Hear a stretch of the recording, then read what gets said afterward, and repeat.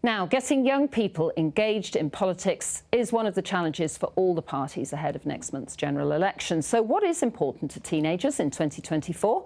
Davinia Ramos has been speaking to some of them.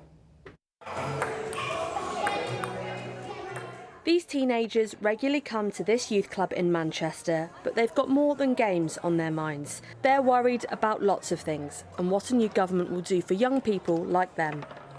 Everything's just hard, you know, even paying your electricity bill or getting food on your table, it's hard, you know what I mean? And, you know, I see my mum struggle nearly every day and it's heartbreaking. Mental health services being cut a lot. I've had to wait for an autism diagnosis, and the wait list for that I've had to wait 3 years. Climate change is very, very concerning at the minute because at the minute, no one's really that bothered about climate change.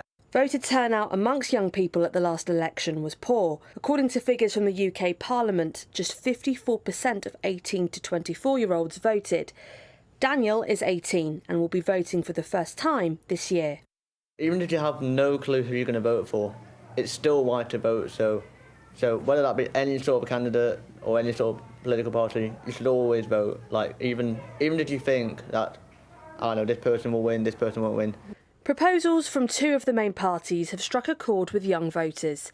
The Tories have set out a plan to require 18-year-olds to take part in a form of national service if they win the election, whilst Labour says it would lower the voting age to 16.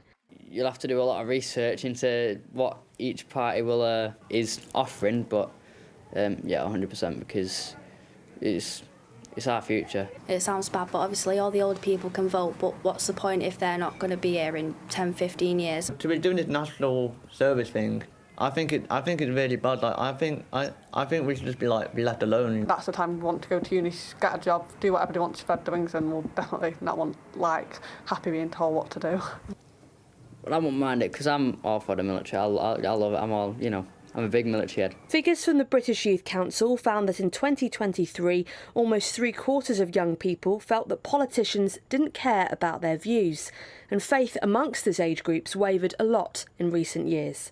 Politicians need to really think about how they're coming across, particularly to first-time voters, to those who don't understand all the words. Do you feel like you can trust politicians and what they say then?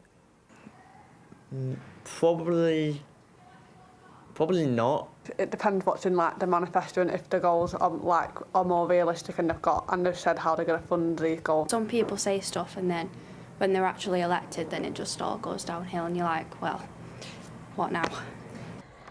The next government certainly has some work to do to convince these teenagers they care about their futures. Davinia Ramos, BBC North West Tonight, Manchester.